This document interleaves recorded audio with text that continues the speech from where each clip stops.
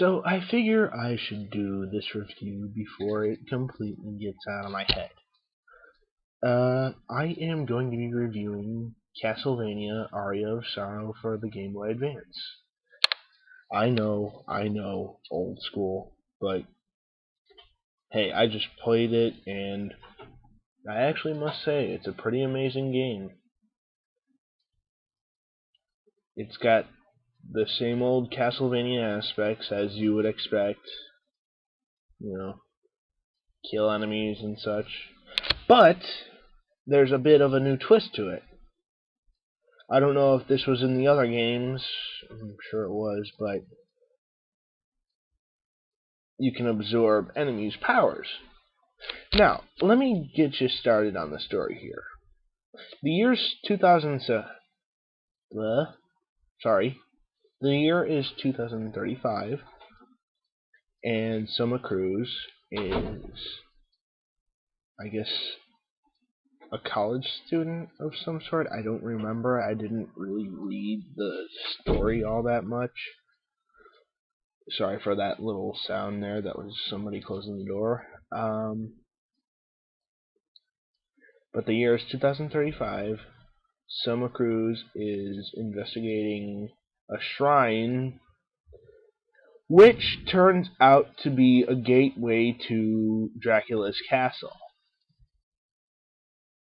Now, I'm not going to spoil the whole story for you, but I must say it has one of the best stories that a Game Boy Advance could possibly have. Well, a Game Boy Advance game, anyway.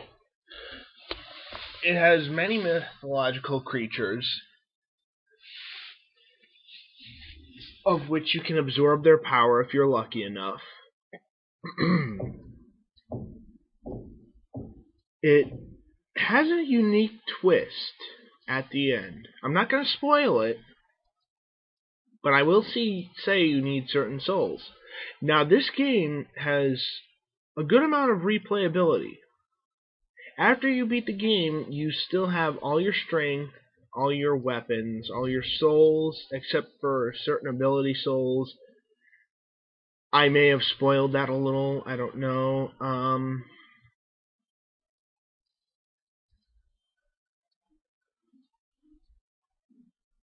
I had this all in my head right now, and I forgot what I was going to say, but I'm just going to wing it here. Now, besides the fact of replayability and the enemies, the castle is very large.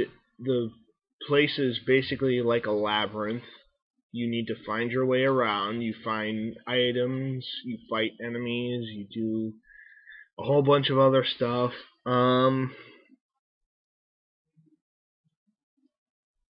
But if I find the story to it on any site, I will post it inside the video, just like I'm posting all these pictures.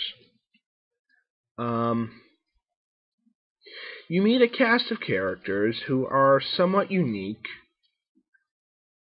and some are a little suspicious, you could say. I'm not going to say who, but the characters are as follows. Soma Cruz, a shrine maiden named Mina, a mysterious stranger named Genya Arikado, Graham, of which is also very suspicious, Yoko Belnade, and what was that last guy's name? I'm unsure of his name at this point because it obviously slipped my mind, but he is part of the army, and he will run a shop when you meet him. So besides those aspects of the game, I must say the game is pretty well done. Konami did a very good job on it.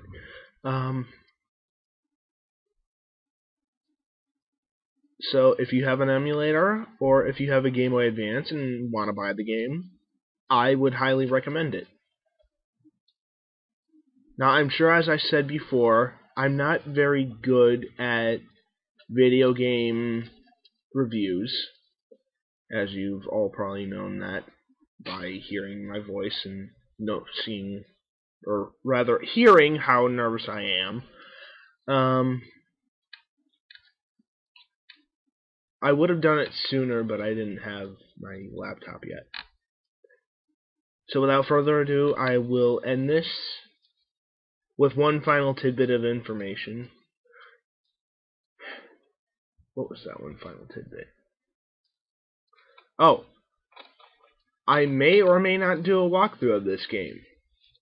I'm unsure as of yet, but if you all would like me to do a walkthrough, then feel free to either comment on this page or send me a message. Oh, and I must add one more thing. At the end, if you beat the game 100% and you get the good ending, you will unlock a good amount of goodies, which includes a special character. So, unless you've gone and spoiled yourself with the details, go